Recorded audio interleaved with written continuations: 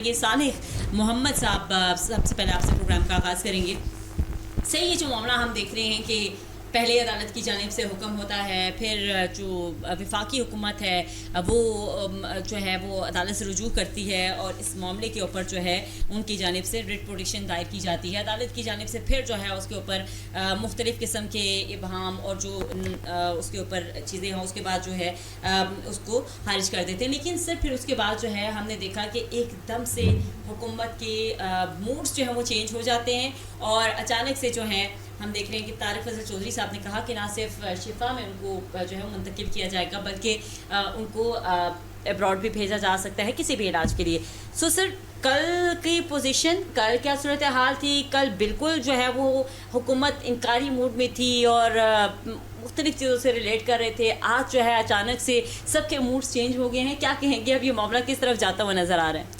بسم اللہ الرحمن الرحیم. فائزہ بہت شکریہ. دیکھیں جو بانی پی ٹی آئی کا جو میڈیکل بنیادوں کے اوپر سپریم کورٹ کا جو یہ اہم کیس ایک دو دن پہلے جو ہے جس کی جو سربراہی ہے وہ جسٹس شاہد وحید کی سربراہی میں جسٹس نعیم افغان, اختر افغان اور جسٹس اشتیاق ابراہیم صاحب, انہوں نے ایک زبردست قسم کا فوراً جو ہے فیصلہ دیا اور اس میں عمران خان کو 48 گھنٹوں کے اندر جو ہے شفا انٹرنیشنل ہاسپٹل میں منتقل کیے جانا اور 16 سپٹمبر تک وہیں پہ رہنے کے لیے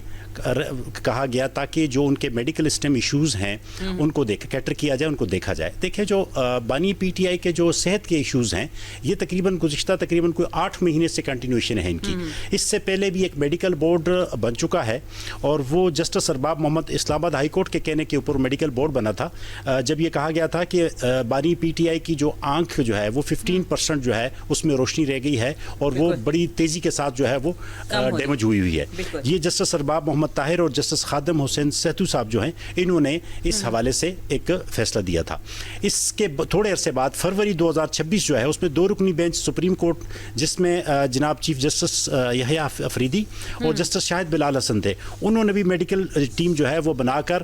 اور آنکھ کا ان کا معائنہ کیا جائے. اس کا کہا گیا شفا جو ان کے شفا ٹرسٹ آئی ٹرسٹ کے جو سینئر ڈاکٹرز ہیں انہوں نے ان کی آنکھ کا معائنہ کیا اور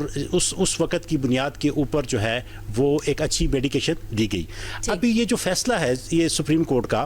اس کو اگر آپ دیکھیں تو 2 دن پہلے جب یہ فیصلہ ہوا تو عوام نے جو ایک ہیجان بنا ہوا تھا حکومت اور اپوزیشن کے درمیان, اور یہ بھی دیکھا جا رہا تھا کہ 27 سپٹمبر کی جو پی ٹی آئی کی کال ہے جس میں انہوں نے یہ کہا ہے کہ ہم ایک بھرپور احتجاج کریں گے اور لانگ مارچ کریں گے, اس کو بھی دیکھا جا رہا تھا کہ آخر ملک جو اس وقت مہنگائی, تعلیم, بے روزگاری اور بہت سارے مسائل جس کا شکار ہے اور سب سے بڑی جو اس ٹائم دہشت گردی کا شکار ہے جس میں افغانستان کی طرف سے دہشت گردی ہو رہی ہے,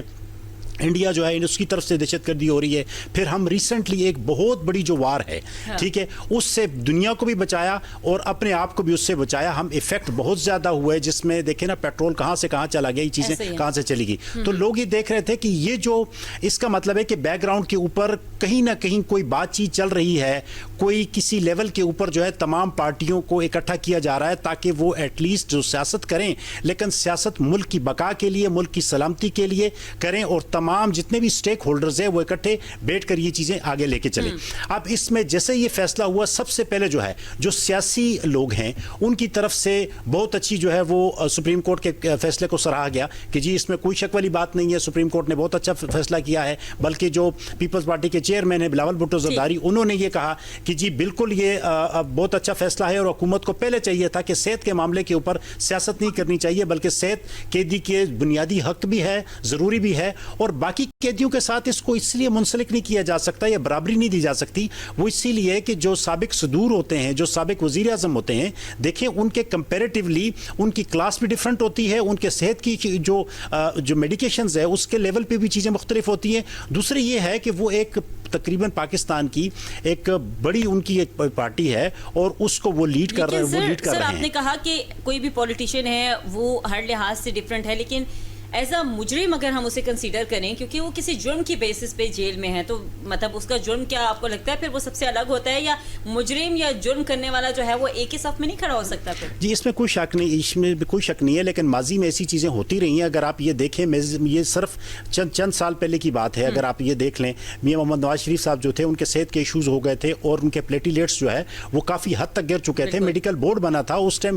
پی ٹی آئی کی حکومت تھی، اور انہوں نے ایک بہت اچھا ایک مظاہرہ پیش کرتے ہوئے کہ نہیں جان بہت ضروری ہے، جان بہت قیمتی ہے، اور ان کو ملک سے باہر بھیجا. اس ڈیٹیل میں نہیں جانا چاہتا کہ وہ کیسے بھیجا، کیا ہوا، کیسی چیزیں ہوئیں، ٹھیک ہے، لیکن ایک اچھا جسچر تھا، لوگ نے، عوام نے اس کو سراہا. تو ابھی بھی حکومت کو جو ہے اس لیول کے اوپر آ کر اس چیز کو مد نظر نہ رکھتے ہوئے کہ 27 سپٹمبر کو جو احتجاج ہے پی ٹی آئی کا وہ ابھی بہت دور ہے. کہ پی ٹی آئی کے احتجاج کی اس سے پہلے بھی کئی کالز جو ہیں وہ ہم دیکھ چکے ہیں کہ ابھی